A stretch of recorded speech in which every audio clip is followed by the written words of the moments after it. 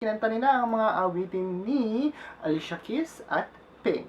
Nagbabasa ako ng mga comments nyo at natutuwa ako na maraming nakaka-appreciate. Though, may mga ilan-ilan na hindi. Tulad nga ni Sarah Geronimo, di ba? Kayang-kaya niyang kantahin yung mga kanta ni Beyonce, Mariah, kaya niyang kantahin yung kanta ni Christina Aguilera. Magbibigay tayo ng ranking sa bawat isang performance. Wow!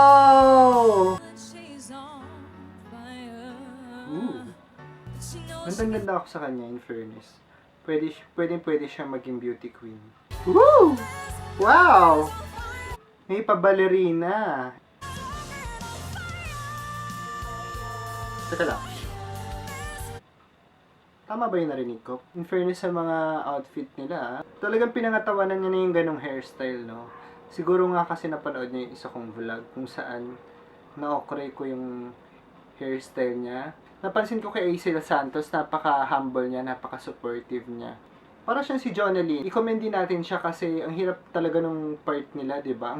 May variation yung boses niya, merong nasal, merong buo, nag-head tone siya.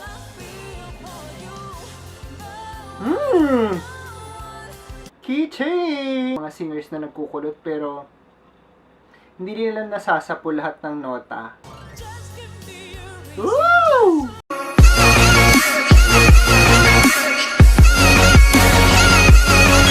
Hello everyone guys! This is Mickey once again, your one and only Chinito Prince.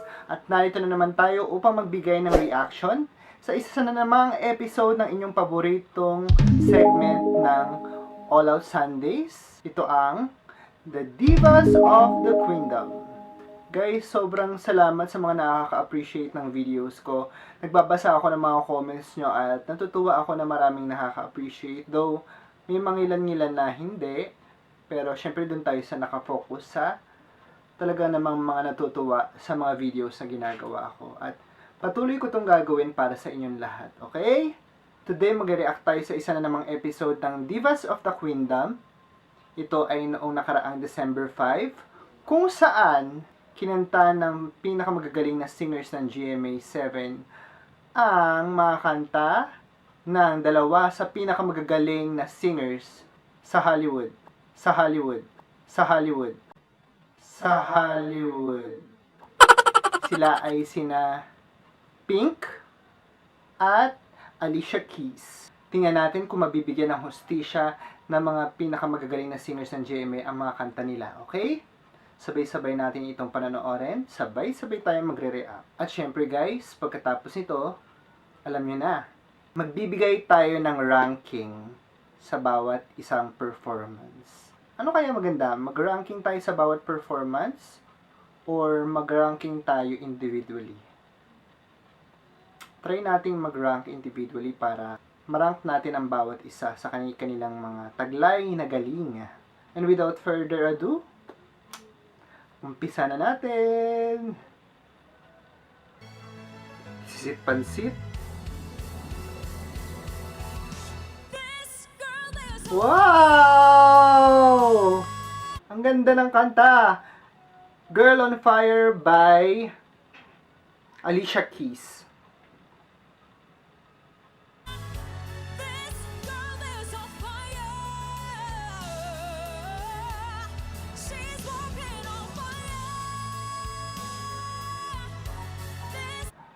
Sila ay sina Thea Ashley at Hannah Priscillas.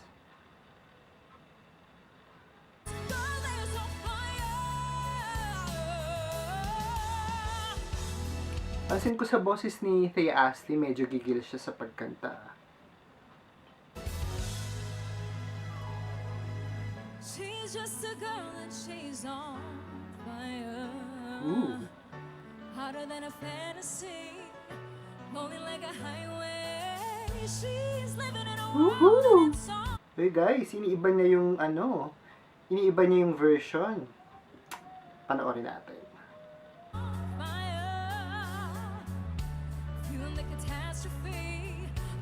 Ganda ako sa kanya, in fairness. Pwede siya maging beauty queen.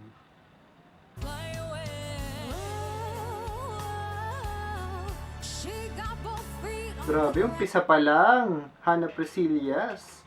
Feel na feel agad. At with confidence. And she's not burning down. Whoa. She got her head in the clouds, and she's not backing down. This girl is on fire. Woo! This Wow! girl is on fire. May pa-ballerina, in fairness. Last week, sand artist. Ngayon naman, ballerina. Pagpatuloy nyo yan, All Out Sundays, ha? Hindi lang basta kantahan, di ba? Meron tayong makikitang kakaiba. Linggo-linggo gawan nyo ng mga ganyang kakaibang performance, aside sa singing nila.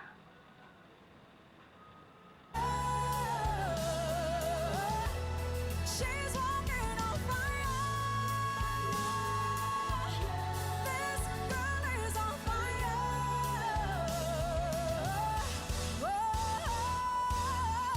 Ooh! Is on fire. Key change! This girl is on fire. This girl is on fire. Gusto ko yun, ha? Medyo may pag-upbeat. Ibang version naman. Teka lang. Tama ba yung narinig ko? Ulitin natin. This girl is on fire. This girl is on fire. She's walking on fire. Nahit naman niya yung note, pero para may squeak ng konti. Konting-konti lang naman. Hindi masyadong halata. This girl is on fire. This girl is on fire. Woohoo! Ang galing! Dalawa sa pinaka-powerful na singers ng All Out Sundays. Nagsama! This girl is on fire. By the way guys ha, in fairness sa mga outfit nila ha, ang gaganda, pang Miss Universe, pang pageant. Ibang level na talaga ang All Out Sundays. Ang galing ng stylist nyo. She's walking on fire. Girl is on fire. This girl is on fire. Woohoo! Maganda, maganda. Magaling ang pinakita niyong performance. Though, hindi masyadong kataasan yung kanta, pero na-perform naman ninyo ng bonggang-bongga. Okay yan.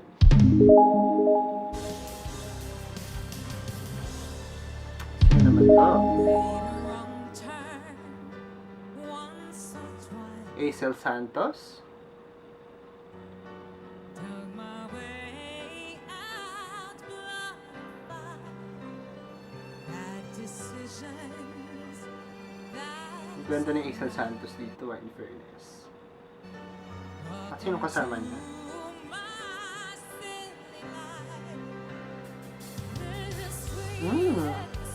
Jessica Villarobin. Talagang pinangatawanan niya na yung ganong hairstyle, no? Siguro nga kasi napanood niya yung isa kong vlog kung saan na-okray ko yung hairstyle niya. Bagay sa kanya yung nakaganyan. Kasi last time, ano bang episode yon? Basta yung mga nakapink sila, ang gara, panoorin niyo yung video na ginawa ko. Yun yung birthday ni Rita Daniela, yung gara ng hairstyle niya. Pero eto, tsaka nung last week, talagang sobrang ganda niya.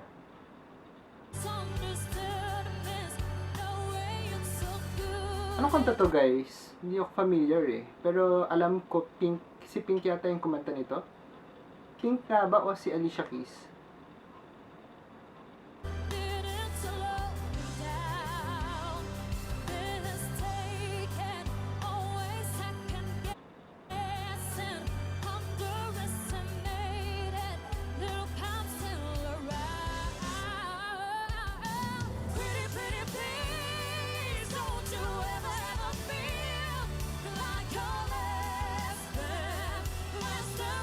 Ganda ng blending nila, ha? Napansin ko kay Acel Santos, napaka-humble niya, napaka-supportive niya. Though, Kasi kahit na kaya niya abutin yung matataas na notes, since siya naman yung may pinakamalaking boses, siya yung may kaya mag-second voice na mas mababa. So, kudos to you, Aisel Santos. Kasi, napaka-humble mo para hindi ka makipagsabayan, hindi ka makipagsapawan. Support lang kung baga. At syempre, sinamahan din yan ni Jessica Villarubin na talaga namang napakataas ng boses. At para siyang si Jonalyn, sa blending siya yung pinakamataas. I-commend din natin siya kasi ang hirap talaga nung part nila, 'di ba? Ang hirap nung ikaw yung pinakamataas na note. So, kudos to you both. Pretty, pretty please, if you ever feel like you're nothing, you are perfect. So perfect. Perfect pala yung title ng kanta. You're so mean. When Akala ko tapos na meron pa pala. about yourself, you were wrong. Change the voices inside your head. Make them lie. Solid yung boses ni Aisel, no? Grabe. You instead. So complicated. Instead, lagi siya may may pahabol, may Look how we all make it. Feeling so much hatred. Such a tired game. It's enough. I've done all I can think. Grabe yung slit ni ni Jessica Villarubin. Ang lakas makakatriyon na. Chase down all my demons. I see you do the same. Oh, pretty, pretty please. Medyo naguluhan ako sa part na yun. Don't you ever feel like you're less than perfect. Pretty, pretty please. Don't you ever feel like you're nothing. You are perfect. Pretty, Woohoo! please. Don't you ever feel like you're less than. Bakit apat lang sila? Less than perfect. Pretty, pretty please. If you ever feel like you're nothing, you are perfect to me. Galing. Very good kayo dyan sa pagkanta ng kanta ni Alicia Keys at Pink. Sino kaya ang susunod? So, yun. Yun na nga. I just want you close. Galing. Umpisa pa lang, Julian San Jose. Ang kanta na to ay No One by Alicia Keys. Where you can stay forever. You can be sure. Ganda ng boses ni Julian, no? Buong buo. May variation yung boses niya. Merong nasal, merong buo, nag-headtone siya. Galing niya mag-control. That it will only get better.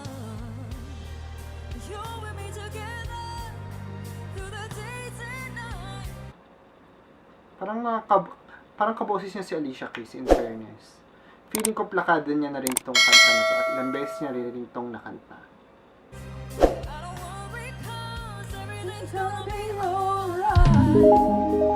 People keep talking, they can say what they like, but all I know is everything's gonna be alright. No one, no one, no one. Galing! Gayang-gaya, plakado. In a way of what I'm feeling. No one, no one, no one. Get in the way of what I'm feeling. Key change!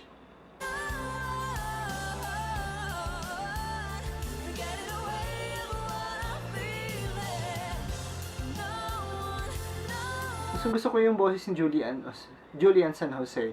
Kasi parang napaka-fresh. Tulad nga ng sabi ko sa inyo, parang yung naririnig ko sa boses niya, parang boses ng batang lalaki, which is maganda. Maganda yung tunog ng boses niya. Napaka-raw. Parang, hindi ko ma-explain. Basta refreshing yung siyang pakinggan. Hindi yung super soft, hindi yung super powerful, tama lang.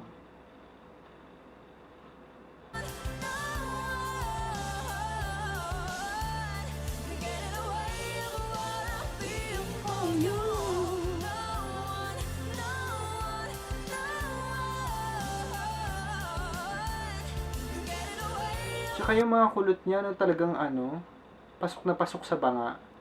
Kasi, di ba may mga divas or may mga singers na nagkukulot pero hindi nila nasasapul lahat ng nota. Parang tinatry lang nila pero parang nadadaan na nila pero hindi talaga sa pool. Basta maintindihan ako ng mga may alam talaga sa sa pagkanta. Wow! Singer yarn!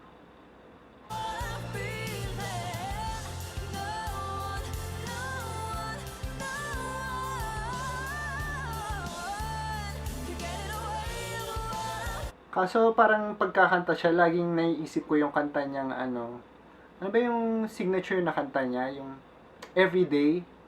Everyday. Parang lahat ng kinakanta niyang song, parang yun lumalabas sa tenga ko. Yun yung naririnig ko lagi. Ako nga lang ba yung ganun? Comment down below kung kayo din ha.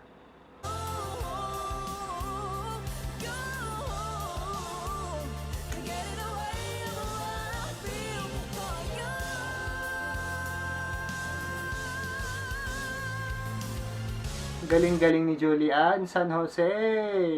Kuhang-kuha niya yung pagkakakanta ni Alicia Keys. Very good. Woo! Lani Misalucha singing Just Give Me a Reason by Pink.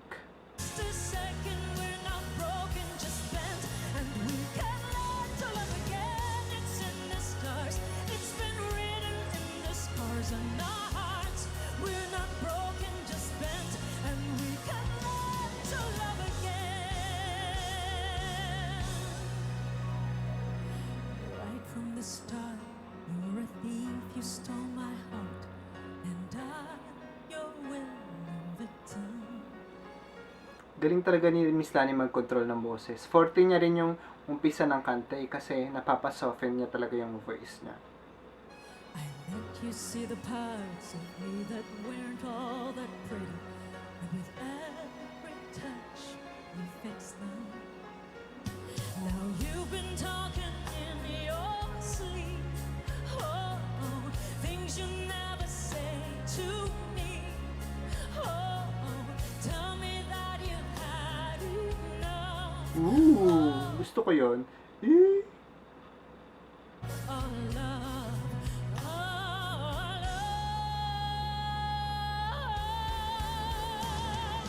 Just give me the reason, just a little bit enough. Galing ni Miss Lani, with conviction yung pagkakakanta niya.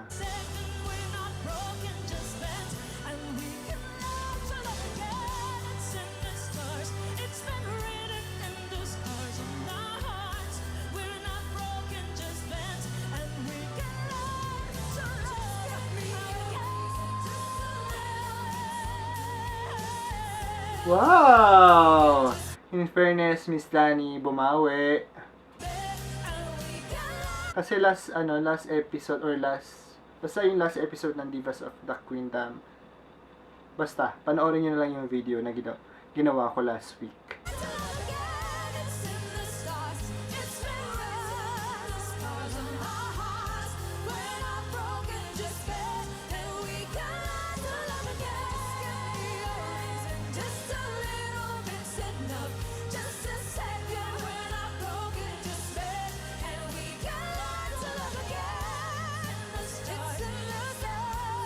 Wow. We're not broken, just bad, and we got to love again. We got to love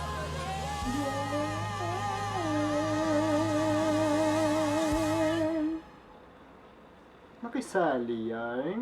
At ayun na nga guys, sabay-sabay natin natunghayan ang Divas of the Queendom nung nakaraang December 5, kung saan kinanta nila ang mga awitin ni Alicia Keys at Pink. Nakita natin, ang ganda, maganda yung pagkaka-perform nila. Pansin ko lang, medyo low-key sila ngayon unlike dun sa mga previous episodes ng Divas of the Queendom kung saan sobrang bakulawan talaga at biritan sila kung biritan, bonggang-bongga. Pero this time medyo nag-low-key naman sila since hindi naman talaga masyadong ganun ka-biritera si Alicia Keys and Pink.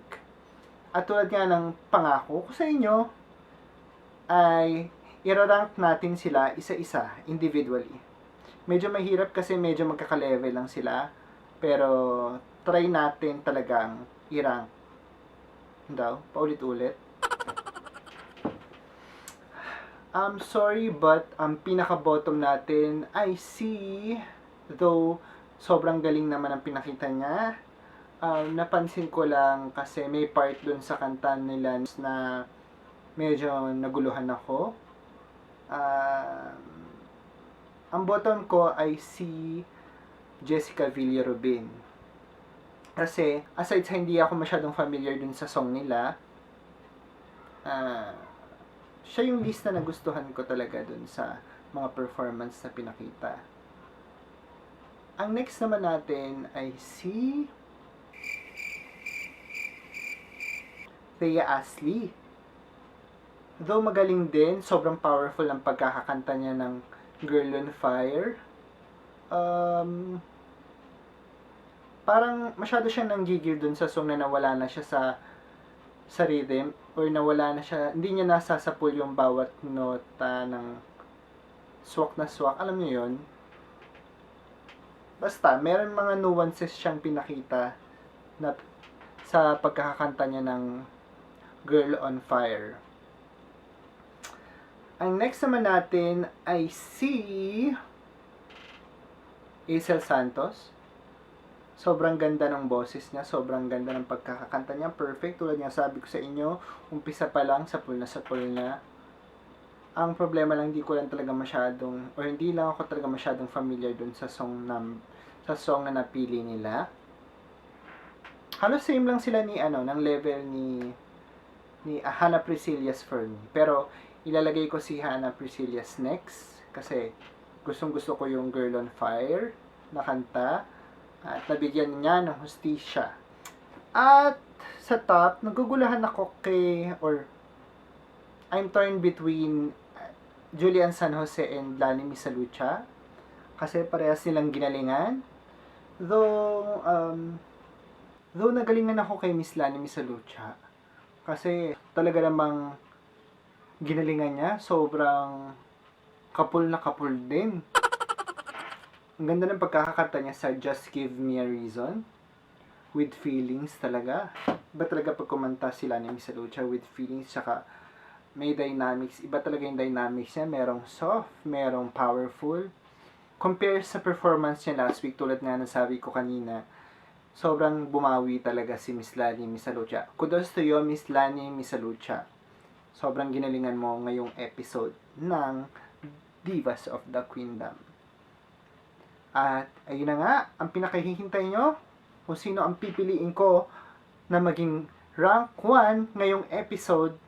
Ito ay walang iba kundi ang ating Asia's Limitless Star, Julian San Jose. Kung bakit ko siya ginawang top 1, ito ay dahil ginalingan niya. Plakadong-plakado niya. Talagang kuha niya yung mga kulot ni Alicia Keys. Hindi niya talaga binali yung song. Talagang ginaya niyang mabuti yung pagkakakanta ni Miss Alicia Keys. Hindi ko sinasabing hindi maganda na magbali ng song or gumawa ng sariling style. Gusto ko yung nga yung ganyan eh. Gusto ko yung talagang ginagaya. Although yung iba hindi gusto yun. Pero ako natutuwa ako pag nagagaya talaga yung pinakakumanta. 'Di ba sa mga singing contest, sinasabi dapat may sarili kang style, dapat may sarili kang timpla or may sarili kang version ng pagkakakanta ng particular song na napili mo.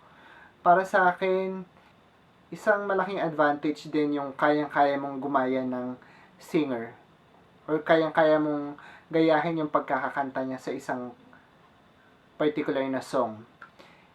Tulad nga ni Sarah Geronimo, di ba? Kayang-kaya niyang kantahin yung mga kanta ni Beyonce, kaya niya kantahin yung kanta ni Mariah, kaya niya kantahin yung kanta ni Christina Aguilera. Isa pa si Kyla, magaling din niya gumaya. Si Regine, gumagaya rin.